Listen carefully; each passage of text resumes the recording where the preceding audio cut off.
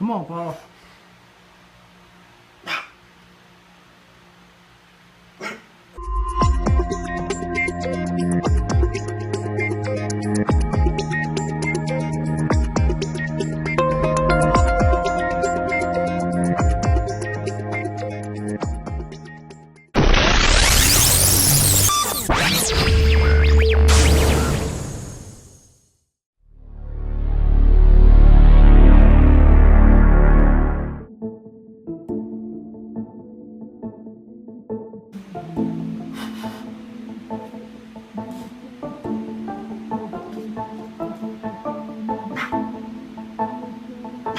Come on, Paul.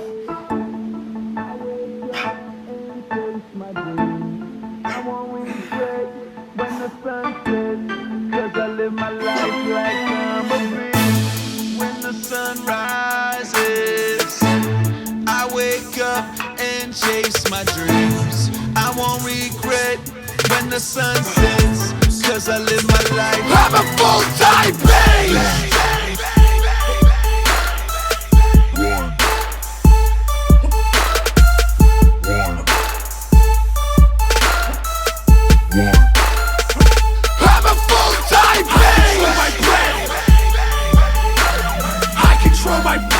My breath, I control my finish, breath, finish, focus on the finish, finish. The best, so I am the best one. Zombie mentality, work past dead. Mama said be the best, so I am the best one. I'll never flinch, I'll never close my eyes. I'll never flinch, I'll never close my eyes. All day. So here we are under the St. Pete Skyway Bridge. On this day, it was basically a bachelor party for William Grazione. And what else do you do for a bachelor party for people that love to fish, such as William and Lane? And so we scheduled a charter and went out on the Gulf of Mexico. It was a little bit choppy, and so we ended up having to troll around most of the day. And I didn't get much footage, mostly because the phone was put away because the boat was so choppy. But when we got back close to the pier, it had calmed down a little bit, and we started grabbing a bunch of grouper. I think every one of us grabbed a grouper. And here is William catching the biggest one of the day. And here's Cody and Ryan Conley actually pulling two fish at the same time, which is pretty cool. I didn't get to film mine because obviously I was pulling in, but I also caught a grouper. And the cool thing was, right after this, we went over to a restaurant in St. Pete called The Wharf, and they actually prepared the fish for us, so it was cool. We got to catch what we caught. We also caught other things like kingfish and crevel jack. I'm not much of a fisherman, but I did have a really good time fishing with these guys. I think we got out at about 7 a.m., got back about 5 p.m., 8, and then drove home. It was just a really long day, but you know, if you love doing this kind of thing, it was a perfect day for it. And you know, nothing like being outside on the ocean in November in Florida. It was probably, you know, low 80 degrees on this day, so it was just a wonderful experience. And here's Lane, and this was the last fish of the day, and we all thought it was going to be the biggest grouper. And Lane was just having the worst luck. Fish just kept getting off his line, and the last fish of the day, it just popped off, and everyone made fun of him, even the captain. And then I had some friends in town. The bodybuilding show that I promote, the OCB Florida West Coast Classic, was on November 7th, and so two of my friends came in town. This is Matt Liller, who is a Muscle Mania pro, fantastic bodybuilder, and I believe he's going to step on the IFPA Pro stage next year, and he will definitely make some waves. He is a very well-rounded bodybuilder. And the guy there with the pin stuff, that's Ron Parmenter. Ron used to promote a show, the OCB Uprising, and he is an IFPA pro bodybuilder. Also a fantastic bodybuilder, probably going to compete in 2016 as well. So what's nice is these guys just come down to Florida. We just have kind of a bro weekend. They help out with the show. You know, they both have a lot of knowledge in the sport of bodybuilding. So they stayed at my house. We hung out. We trained. Didn't get a whole lot of footage. I tried to be a little bit in the moment, but you know, I wanted to get a little bit of footage just to capture the weekend.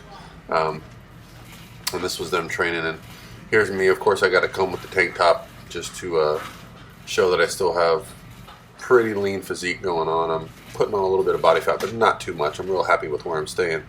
And then I also got some footage from my show. I didn't get a lot. One thing about being a promoter at a show is you're really running around, you know, putting out little fires, making sure everything's going great. My number one priority with the show is just making sure that all the athletes are doing well. In this show, you'll actually see on the left-hand side there, that is actually my client. He decided to do the show. His name's Kevin Debris. This was his first time ever on stage. Fantastic client. Worked with him for 2 years, building and dieting, and he ended up winning both the Masters and Open Bodybuilding classes at this show. He's using Dream Tan. So this venue is at USF, so next year I'm going to be doing the same venue. We had a wonderful show. I can't wait to grow it. As you can see, I have fantastic sponsors: De Novo, My Macros, My Oatmeal, of course Core, Tiger Fitness was there, and Outwork Apparel. So it was just a wonderful event, and I'm looking forward to making it grow. And then between the morning and evening portion of the show, we actually had a nice setup in the lobby. There's Jason Lowy, who wrote My Macros Plus, and here's the whole team from De Novo. There's Ben Esgro. Ben lives in Tampa, and I see him about 3 times a year. And there's Jacob, and you see they were sampling some of their products. These guys are, doing wonderful things in the fitness industry. It was great to have them there.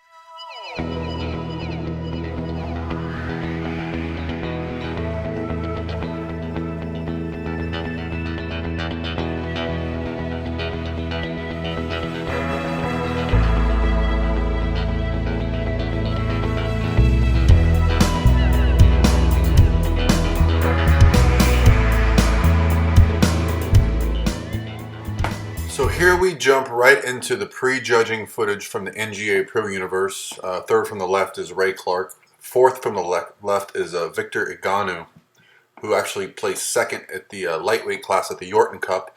The winner of the lightweight class at the Yorton Cup was Brian Whitacre. So, you know, Victor is a fantastic competitor, beating people like Marshall Johnson and Moji Alua. I thought Ray brought some of his best conditioning to date to the NGA Pro Universe stage, so we were really happy with that. And then once again, this is my client, Kevin Debris. He just got moved to center. This is the Masters class. He also won the novice class and took second in the Open Lightweight class, narrowly missing a pro card there, but he did earn his Masters pro card with the NGA and only his second show. Once again, brought some fantastic conditioning. You know, Kevin's been with me for a long time. It's been nice to really allow his body to change over time. We didn't have to rush things, nothing crazy. He's not doing tons of cardio. You know, he is doing some, but, you know, overall, Kevin's just been a pleasure to work with. We reversed for a year. We dieted for 6 months. And he's going to continue this. He owns his own coaching business in Naples, and he's very successful. Him and his wife brought their little girls, and it was just a fantastic opportunity to see, just what can be done with natural bodybuilding given enough time. Kevin is a fantastic client.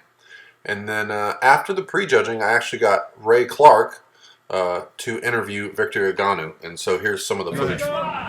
Hey guys, this is Victor. Last name Egonu. I can't pronounce his last name, but Victor placed second behind Brian Whitacre at the Yorton Cup. Brian Whitacre, everybody knows who Brian Whitacre is, but when he placed second behind Brian Whitacre, for me watching him was an awesome accomplishment. I want to know who plays second behind Brian Whitacre. This guy plays second behind Brian Whitacre. It's a big shocker. And so. What I want to know is, like, what did you do to prepare for that show and to prepare for this show? Like, what if you want to discuss like some trade not secrets, but the tips that I did to get in shape. Well, I gotta say that I tried a lot of things. I definitely kept my water higher. A lot of times, people always cut water. I was doing that too, but then I noticed when I kept my water in, I actually kind of stayed fuller. And when I kind of, just kept my carbs up too, I tried to put carbs, I would flatten out really bad, but I noticed that just keeping the water and the carbs in, and my body just really, really fed off of that, and I kind of kept a fuller look. And I looked at the photos of what the IFA is really looking for. They like conditioning first, but they also like that combination with fullness and size. So I was like, look, I got my frame, I'm 5'8", 168 pounds flat. If I fill out, I can be 170, 172 and be competitive. So I did my cardio, I did my dieting, I did my training, but I was like, let me keep my water high, keep my carbs high. and I came in, and it shocked me. And they started calling guys like Marshall Johnson and Moji right before me, and I was like, am I still on stage? And then also it was me and Brian, and he shook my hand. He's like, Victor, you look great tonight. It shocked the heck out of me, right? So That's awesome, man. You hit some poses for us. Right.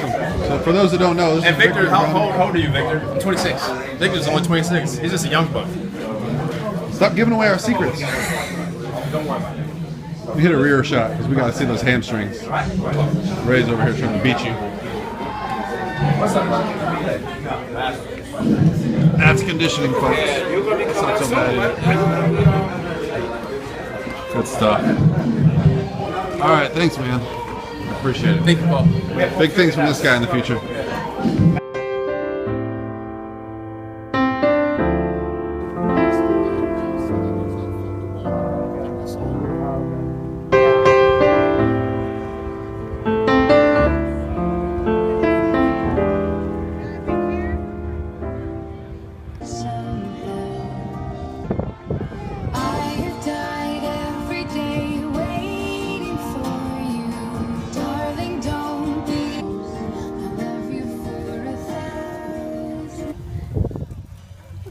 Please be seated.